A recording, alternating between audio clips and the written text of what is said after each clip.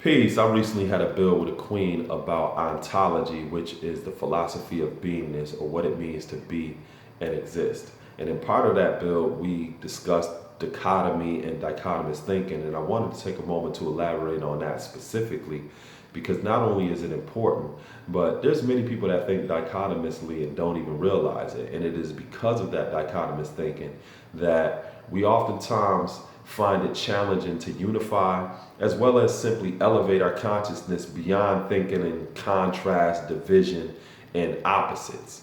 So when you think about dichotomy, dichotomy is contrast or division based upon two things that are considered to be opposites. So up, down, light, dark, in, out, man, woman. These things are considered oppositional or opposites, and people oftentimes consider these things divisive or divided or in contrast to each other. So another example of that is if you're having a conversation with somebody and you say something like, yo, man, I love me some chocolate milk. A person that thinks dichotomously or that thinks in opposites or divided will automatically assume that you just said you hate white milk when you didn't even say that.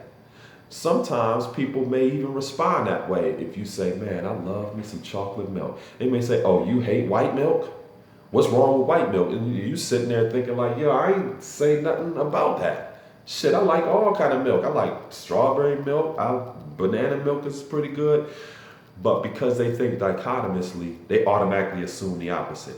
They automatically think divisive or in contrast to what you just said. And you can see why it's challenging to unify with a person like that simply because they only think on a horizontal plane.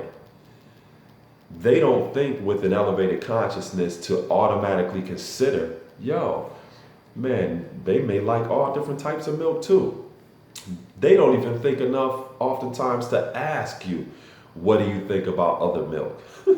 They just automatically assume the opposite, which creates divisiveness, and it's in contrast to what you just said.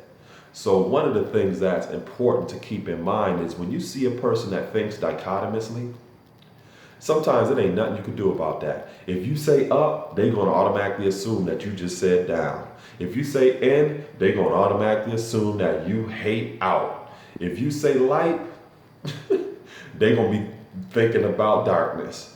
And those are people that, because they're on that plane of consciousness, that is where they lay. It's a flat line, you know?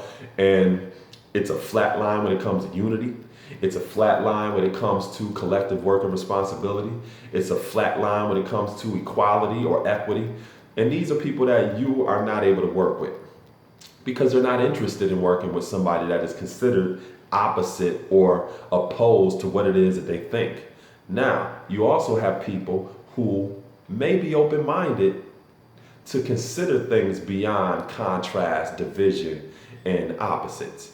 And you can discover who these people are by simply having a conversation, because they're not going to be the type of people that as soon as you say, I love me some chocolate milk. These are going to be people that don't automatically assume the opposite. They may ask you, well, what do you like about chocolate milk? Or what do you think about strawberry milk? Or what do you think about this? They may enter that type of conversation with you because they're more interested to find out your well-rounded perspective, which is beyond just a horizontal plane. So our wilderness was inspiring, it was empowering, it was educational, gave those of you some insight into dichotomy as well as dichotomous thinking and how it really stifles and limits our growth and development opportunities in terms of unity, and just being able to recognize that oftentimes some things are just two sides of the same coin. Peace.